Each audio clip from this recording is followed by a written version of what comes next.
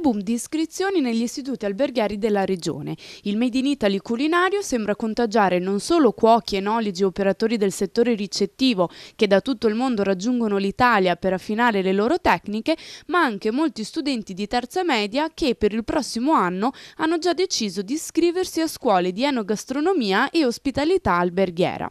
In Italia, secondo un'analisi della Coldiretti, uno studente su 10 ha scelto questo tipo di scuola.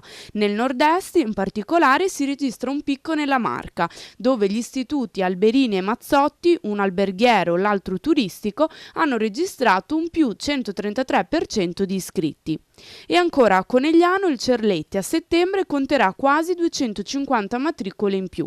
A generare questa corsa alle scuole professionali è, tra le altre cose, la prospettiva di occupazione. Sempre la Coldiretti, infatti, rivela con un sondaggio che il 50% degli italiani ritiene che questo sia il settore dove è possibile trovare lavoro più facilmente.